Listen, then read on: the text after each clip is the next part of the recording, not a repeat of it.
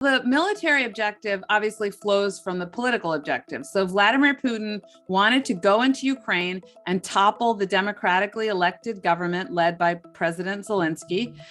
And he sent in his military forces to encircle the city. And then I guess the plan was either to get the president to flee and install their guy, or just go in there, seize the president, either murder him, put him in jail, or again, cause him to flee and take over power. I don't know whether Putin ever intended to stay or if he intends to stay, should he be successful. But that was the original plan, as I understood it, once it was unfolding. Of course, for weeks, we were trying to guess what he was going to do militarily. He's not been very successful. So Vladimir Zelensky is roaming the streets of Kyiv, the capital of Ukraine, doing videos and really making a huge impression, not just on the Ukrainian people, but on the world. You saw people praising him everywhere. You saw them in the United Nations, of course, but Ukrainians now, I think he has something like a 90% approval rating, if you can measure that during wartime.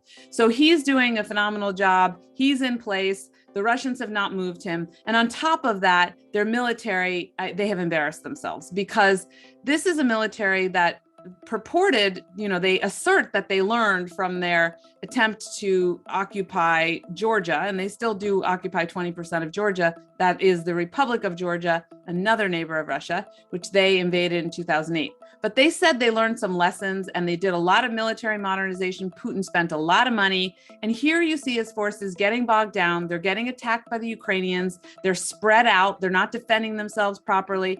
And the logistics are incredibly poor. That is to say, when you send troops out, you got to send food with them. You got to send gas for the tanks.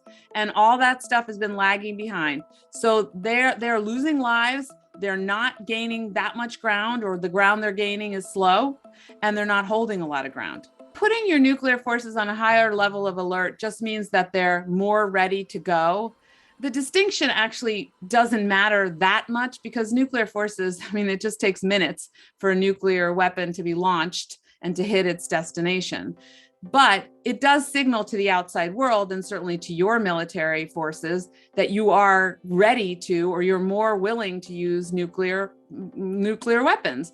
And what makes me worried is not so much that they're going to launch an ICBM, so an intercontinental ballistic missile, from Russia all the way to America. It's that the threshold for using tactical nuclear weapons, smaller nuclear weapons on the battlefield, in the Russian military doctrine is very low. They permit the use of tactical nuclear weapons, again, according to their doctrine, which is sort of like the rules for fighting. We don't know whether the generals will actually order anyone to fight that way, God forbid that they do, but they have much looser kind of restrictions on that. And their policy as a country is that they can use nuclear weapons first, before any other country, if the existence of the state is threatened. And of course, determining whether the existence of a state is threatened is really in the eye of the head of state, which is Vladimir Putin. According to the Geneva Conventions, which really were put into place after the Second World War because of all the disgusting atrocities, all the war crimes that were committed during World War II, the Geneva Conventions, which were adopted, at the level of the United Nations, all nations signed up to them, including the Soviet Union, and then the Russian Federation accepted those when it became an independent state. And those say there are a lot of rules about what you can do in war and what you can't do. And mainly it has to do with what you can't do, that you cannot target innocent civilians, and you must actually try hard not to hit innocent civilians. But we've seen Russia violate those kinds of Geneva Conventions and human rights in the context of the Syrian war. They literally deliberately targeted civilians and civilian apartment complexes, hospitals, and even a UN convoy in 2015 in Syria. And we saw them do that in Chechnya as well. So none of us have a lot of hope.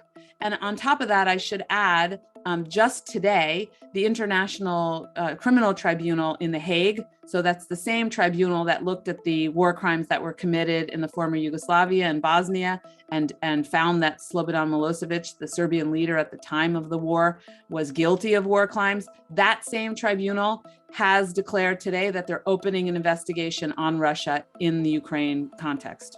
I think if the Russian people go to the streets, and I mean the truckers and everyone, if there's really no fear, then the Russian government, the Kremlin cadre, they have to look for a way out.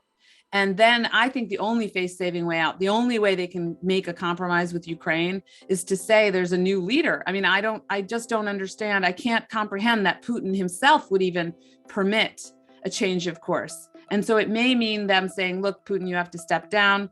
I'm taking over. One of them takes over and says, okay, we'll compromise on this and we'll let Ukraine, go its own way or what have you. Interesting. So they'd have to force him out. It's hard to imagine it otherwise. There's all this talk of creating a diplomatic path, a face-saving option for Putin to choose an exit and say he got what he wanted. I was going to ask you what that might be, but it sounds like you don't think there is one. I don't think there is one. And to tell you the truth, I don't think the administration thinks there is one anymore. So the Biden administration all along, as you said, has been offering this kind of off-ramp, this option to pick diplomacy. And any leader always has that option. The problem is, I think, last week, everybody realized Vladimir Putin really wants to topple the government. He wants to change the government in Kyiv. There's no compromising between keep the government in Kyiv and don't keep the government in Kyiv.